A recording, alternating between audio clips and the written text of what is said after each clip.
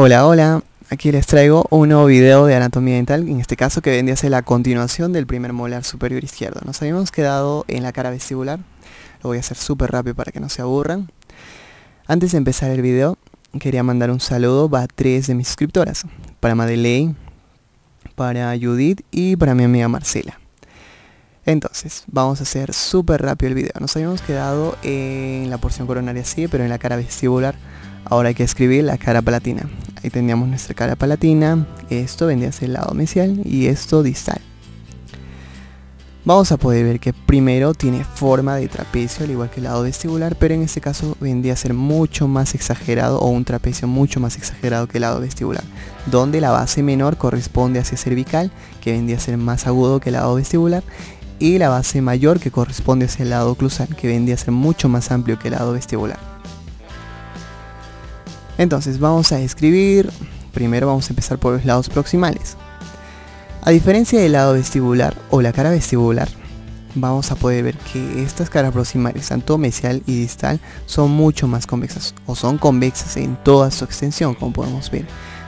Presentan una convexidad en toda su extensión. También podemos ver que la altura o el diámetro del lado mesial es mayor al diámetro distal. Esto prácticamente porque la cúspide mesiopalatina se encuentra en un plano mucho más inferior. Y en el lado cervical, ahí tenemos el lado cervical, va a presentar una ligera línea oblicua que va a ser cóncava hacia el lado oclusal y convexa hacia la porción apical, o este apical podemos ver que es convexa. Ahí tenemos también el lado oclusal, muy parecido al lado vestibular. Vamos a poder ver que tiene forma de una W, pero más deforme que el lado vestibular, donde vamos a poder ver que está atravesada por una ligera línea oblicua o por un surco oblicuo que va a delimitar dos cúspides. Una cúspide de mayor tamaño, en este caso que vendría a ser la cúspide mesiopalatina, que se encuentra en un plano mucho más inferior, y otra cúspide que vendría a ser la cúspide distopalatina, que se encuentra en un plano más superior. Entonces, si prolongamos una horizontal, perdone, lo estoy haciendo un poco rápido. Si trazamos una línea horizontal y lo comparamos con la línea intercúspide que forman ambas cúspides, tanto la cúspide mesiopalatina y distopalatina, vamos a ver que va a formar un ángulo de 15 grados, en este caso que vendría a ser 5 grados mayor que el lado vestibular. Gracias a esto podemos determinar o podemos ver que esta cúspide que estamos viendo aquí se encontraría en un plano mucho más inferior, a diferencia de la cúspide distopalatina, en este caso que vendría a ser esta cúspide. Entonces ahora en la superficie lo único que podemos decir primero que va a presentar mayor convexidad, o presenta una gran convexidad, a diferencia del lado vestibular en toda su extensión. También, como les decía, va a ser atravesada por un surco, una ligera línea oblicua que se va a encontrar en la superficie de la cara palatina. Esta línea va a ser la prolongación del surco palatino principal que se encontraba en triturante. Vamos a ver una característica principal de este surco, esta línea, que en ocasiones va a terminar en una fosa o en ocasiones no. También vamos a poder ver que esta fosita está mucho más inclinada hacia el lado distal. Eso es una característica de esta fosa. También, como les decía, empieza con un surco que se prolonga este triturante, termina en una fosa, y luego vamos a ver que se va a continuar con un ligero aplanamiento en cervical, como estamos viendo aquí, un ligero aplanamiento, que posteriormente se va a continuar en un canal o un surco que se va a prolongar en toda la porción radicular o la porción radicular palatina. Esto es una característica muy importante también que no se deben olvidar. Ahora vamos a seguir también. Seguimos en la porción coronaria, pero en este caso vamos a ver las caras proximales. En las caras proximales, esto vendría a ser vestibular, esto vendría a ser palatino, una vista distal. Entonces, en esta cara proximal, lo primero que nos llama la atención vendría a ser el gran desarrollo cuspidio. En este caso, ambas cúspides, las cúspides palatinas e incluso la cúspide mesiopalatina, va a tener el mayor desarrollo entre las cuatro. Pero las cúspides palatinas, como podemos ver, se van a encontrar en un plano mucho más inferior a las cúspides vestibulares, como estamos viendo. Esto es una característica muy importante que lo va a diferenciar de los molares inferiores. Vamos a ver desde dónde se inició esto. Si recordamos, este es un primer premolar superior, esto vendría a ser una vista mesial, esto vendría a ser palatino y esto vendría a ser vestibular. Como podemos ver, esto es una cúspide palatina. Si recordamos, podemos ver que esta cúspide se encuentra en un plano mucho más superior, a diferencia de la cúspide vestibular. lo que no va a pasar en el segundo premolar superior. Vamos a ver que la cúspide palatina se va a encontrar ya, en este caso, casi equidistante a la cúspide vestibular. Entonces, lo que vamos a ver en el primer molar superior, aquí tenemos nuestro primer molar superior, es que la cúspide o ambas cúspides palatinas, en este caso incluso la cúspide mesiopalatina, se van a encontrar en un plano mucho más inferior a las cúspides vestibulares, como ya les dije. Aquí teníamos una vista de este palatino, esto vendría a ser mesial y esto vendría a ser distal. Como podemos ver, que la cúspide mesiopalatina, que vendría a ser esta cúspide que va a albergar al tubérculo de Carabelli, se va a encontrar incluso en un plano mucho más inferior a la cúspide distopalatina, que vendría a ser esta cúspide. Esta característica muy importante se va a dar, como les dije, porque esta cúspide mesiopalatina va a tener en su superficie lo que sería esta gran cúspide de Carabelli. Eso es una característica muy importante e incluso de los molares superiores, con diferencia de los molares inferiores, porque en los molares inferiores la disposición o el desarrollo cúspideo va a ser distinto. Ahí teníamos nuestra cúspide mesiopalatina también. Y ahora, una gran diferencia entre las caras proximales. Esto vendría a ser una cara proximal mesial y esto vendría a ser una cara proximal distal. Como ya les dije, una característica de la cara proximal mesial vendría a ser el gran desarrollo cúspideo o de las cúspides palatinas, que se van a encontrar en un plano mucho más inferior a las cúspides vestibulares. Esto según algunos autores, pero otros autores mencionan que la cúspide mesiopalatina, que vendría a ser esta cúspide que estamos viendo, se va a encontrar en un plano mucho más inferior a las cúspides vestibulares e incluso a la cúspide distopalatina, que va a ser esta cúspide. Como podemos ver, en proximal, como les dije, esta cúspide distopalatina se va a encontrar en un plano más inferior a la cúspide mesiopalatina, el cual vendría a ser esta cúspide. Pero en este caso, esta cúspide distopalatina se va a encontrar en un plano mucho más superior a las cúspides vestibulares. Esto según otros autores, ¿no? Entonces, podemos ver. Para mí, esta teoría es la que más credibilidad tiene, porque si recordamos, en la cara palatina pudimos ver que la cúspide mesiopalatina, que vendría a ser esta cúspide, se encuentra en un plano mucho más inferior a la cúspide distopalatina, que vendría a ser esta cúspide. Ambas formaban un ángulo de 15 grados, si recordamos.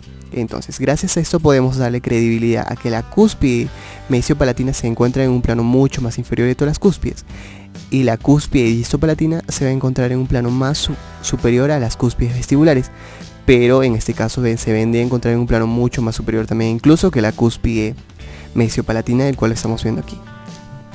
Entonces, esto con el desarrollo cuspidio, y con respecto hacia la línea cervical que van a formar ambas caras proximales, podemos ver que ambas líneas cervicales se van a formar por la implantación de las raíces, en este caso la raíz vestibular, que vendría a ser o vendría a tener un diámetro bastante grande en la cara proximal mesial.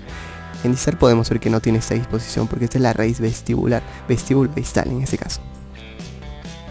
Una gran diferencia entre ambos vendría a radicar que la concavidad de esta línea, en este caso, ya que es cóncava hacia apical por la implantación de la raíz palatina, va a ocupar 1/3 de esta cara.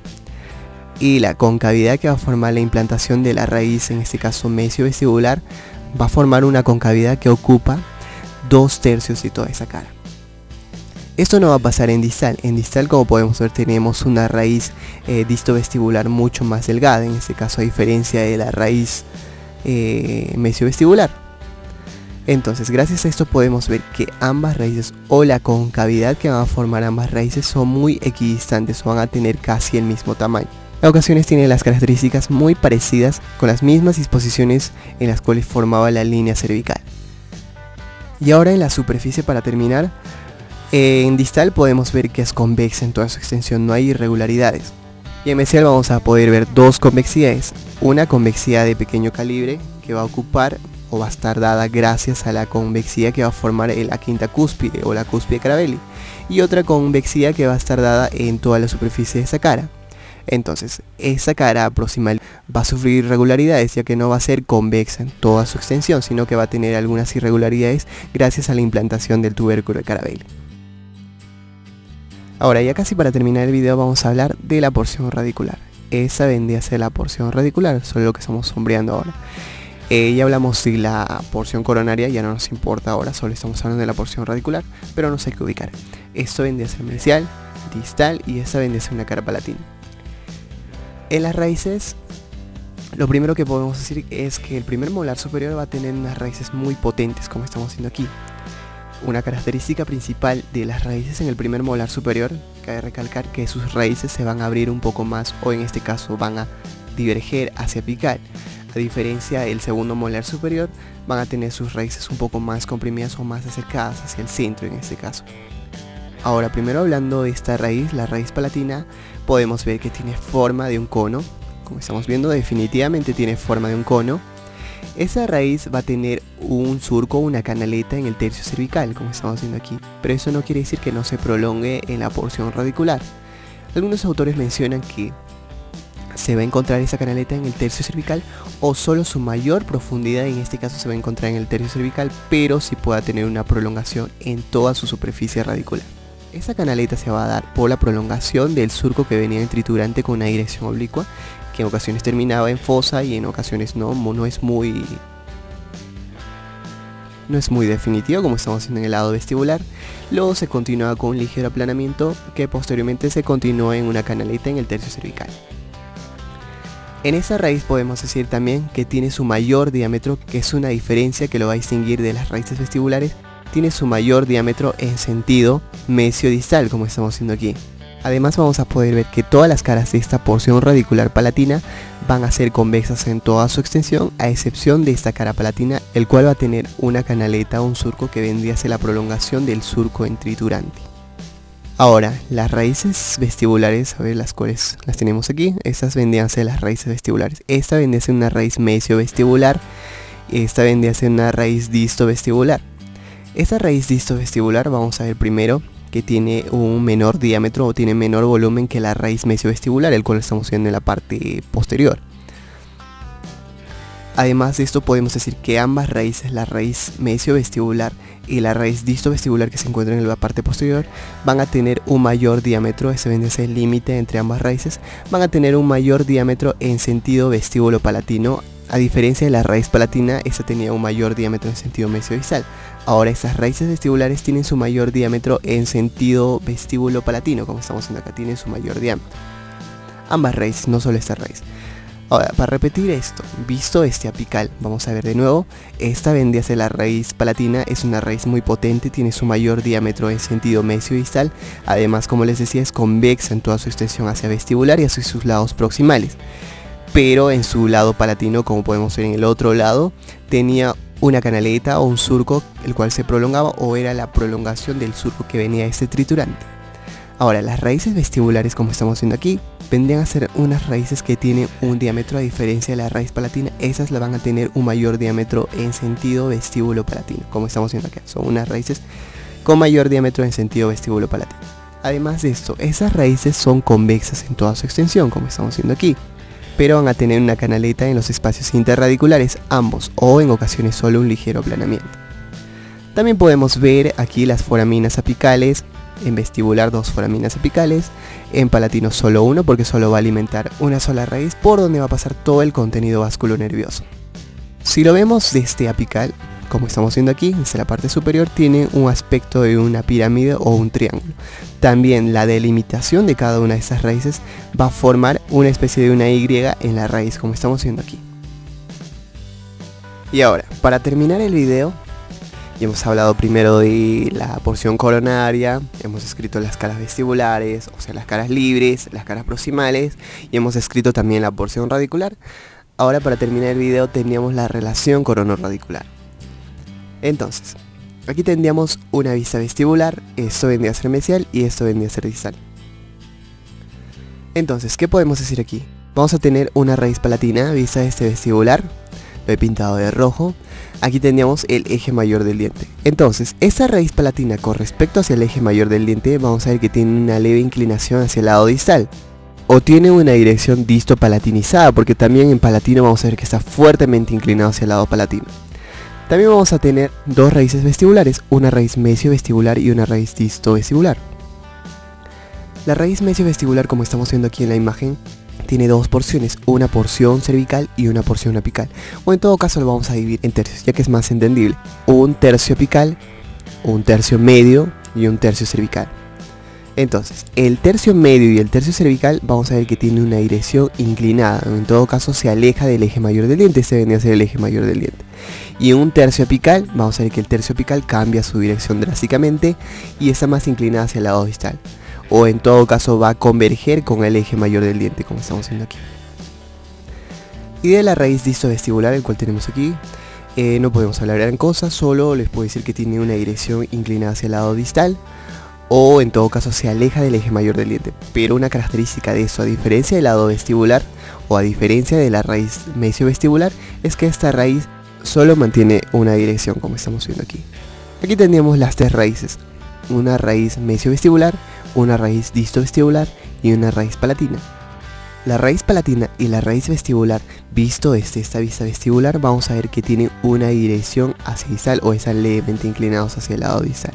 Y la raíz mesiovestibular vendría a tener dos porciones, una porción cervical y una porción apical. La porción cervical se aleja del eje mayor del diente y la porción apical converge con el eje mayor del diente. Eso es algo muy importante, espero que no se olviden de eso. Ahora, todavía seguimos viendo la relación corono-radicular, pero en este caso vamos a ver visto ese proximal. Esto vendría a ser una cara proximal mesial y esto vendría a ser una cara proximal distal. Vestibular, palatino y esto vendría a ser vestibular.